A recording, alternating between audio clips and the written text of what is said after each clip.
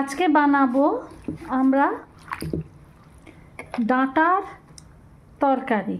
ডাঁটা শাক, আলু, বেগুন, কুমড়ো এগুলো সব আমরা ছোট ছোট করে কেটে নিয়েছি। কেটে নিয়ে আমরা কড়াইয়ে সামান্য তেল দিয়েছি, বেশি তেল দিইনি, সামান্য তেল দিয়েছি।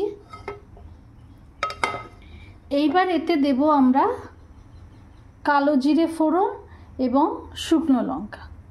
কালো জিরে শুকনো লঙ্কা ফোড়ন দিয়ে একটু ফোড়নটা ভালো করে ফ্রাই হয়ে গেলে আমরা এতে সবজিগুলো ছেড়ে দেবো, যেগুলো কেটে রেখেছিলাম।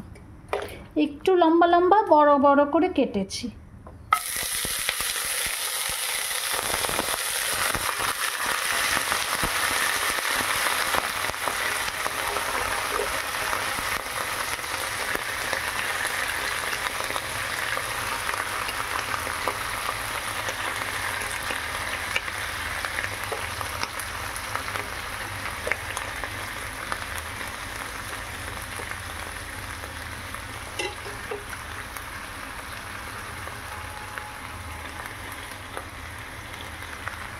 লম্বা লম্বা বড় বড় করে কেটে আমরা কড়াইয়ে দিয়ে দিলাম।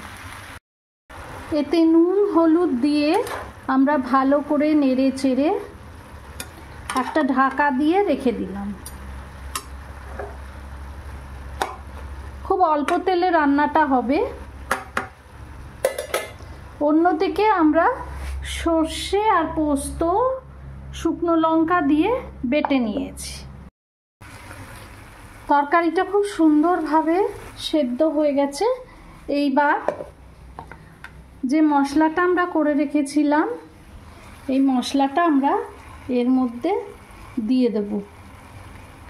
যারা মিষ্টি খাও তারা একটু মিষ্টি দেবে, দিয়ে আমি এটা আবার খানিকক্ষণ হতে রেখে দেব। রেডি হয়ে গেছে আমাদের তরকারি, নামিয়ে নিয়েছি কড়াই থেকে। আমাদের ডাঁটা, আলু, কুমড়ো, বেগুন দিয়ে তরকারি একেবারে তৈরি।